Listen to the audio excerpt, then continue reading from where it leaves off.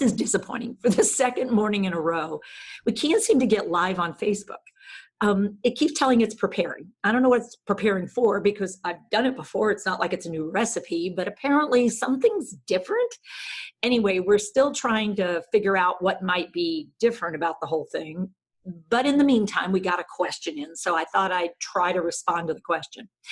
And the question is, talk a little bit about, or more of a question sort of thing, is talk some about what's going on with a more worsening confusion during this enforced isolation or social distancing phenomena.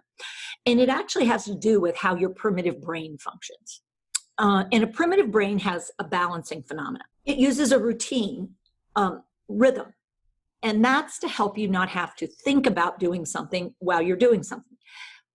In other words, think about one thing while you're doing another, because if when I started to do something else, the rhythm stopped, well, let's take, for instance, a rhythm of a heart. If when I started doing something, I had to actually consider my heart rate and modify my heart rate to do that thing, that would be a really complex task. So it turns out that the primitive brain takes care of a lot of those things.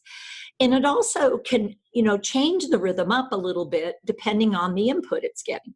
So if it notices that you're more active, then it can get more active. And if it notices you're less active, it can pull back again. If it notices you're running out of fuel, it might signal you should go get some fuel. And over time, it turns out your primitive brain develops patterns. And they're sort of procedural memories, so that you can expand what all you can do because you do it so often.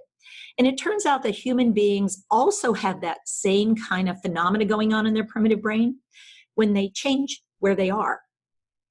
So I go from the living room to the bathroom, and I go from the bathroom to the kitchen, and I go from the kitchen to the bedroom, and I go from the bedroom.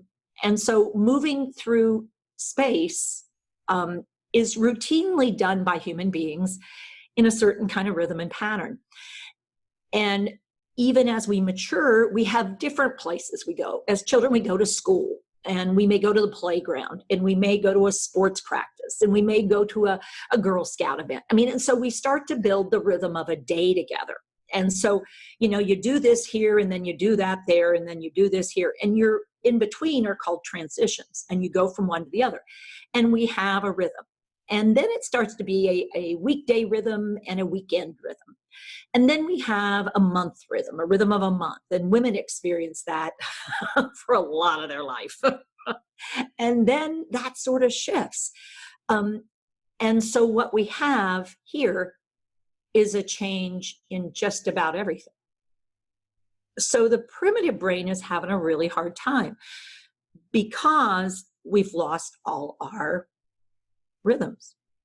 And so things about, I get up and I do this, and then I go there, and then I do this, and then I go here, and then I get this done, and I see these people, and I interact in this way, and then I come back over here, but it's not just mature adults that are experiencing it. Children are experiencing it. Elders are experiencing it. We're all not able to follow that rhythm. And so the primitive part of our brain, it's not just our thinking brain that's really not doing well. It's even the most primitive sections of our brain are finding it hard to keep up with what is and compared to what was. And so it can just get overwhelming because you can't find your new rhythm. And one of the real challenges is humans aren't really designed to stay within a very limited amount of space with the same humans or lack of humans and the same animals and the same visuals and the same.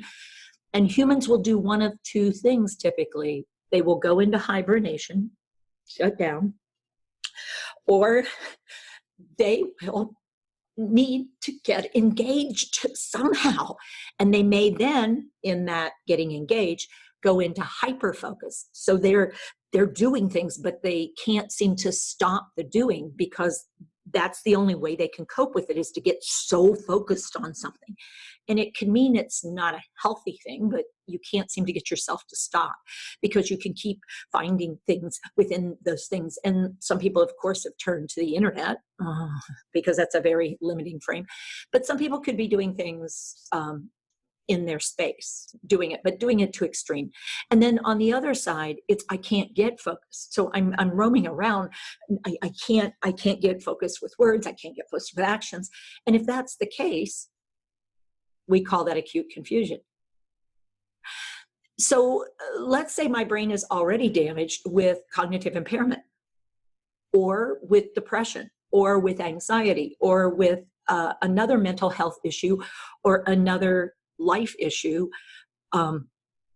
It's really hard for a brain that's stressed out and in an unfamiliar setting. Even though I'm in a familiar setting, this is not familiar 24/7. These people are familiar and friendly, but not 24/7, because we all have preferences, and those preferences involve rhythm.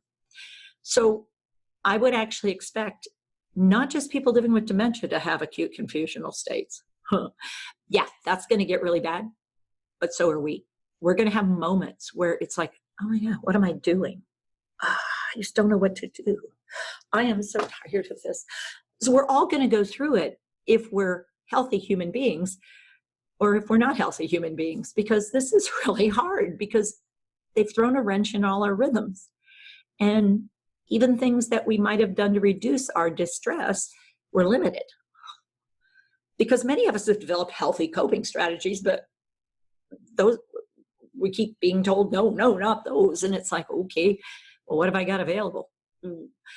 So yeah, the risk is really high and the need is really intense. And what I want to do isn't available. So really getting the support that each of us needs is so critical, so that we can deal with those episodes. For those who are the frailest among us, it will demand the most of those of us who have capacity. But when you're feeling like, I just don't have capacity anymore, you got to have a space and a place to call a timeout and say, I need a pause. And know that the other in the relationship has a way to get what they need while you put yourself back together. And that's what I think we might be missing in too many situations. So the first step in changing is awareness. So I'm hoping going from unaware to what was going on to maybe aware can be the beginning of building a way to change what is to what we'd rather have it be. So that's my 10 for today. I hope there's some value in there for you. And if you need a little support, want a little help, we have 30-minute free consults. Just get up with us online. If you want a little more of something, there are YouTubes, but one and done. Take a little bit and see who you could share that out with, or what you could do with it. But try to pause on the binge watching and the binge eating and the binge, because it's just your primitive brain going, man, I don't know what else to do. This will work. It's water. Hey folks, thanks for watching. Please like and subscribe to help us spread Teepa's positive approach message around the world. And don't forget to click the bell to get notified when new videos are posted.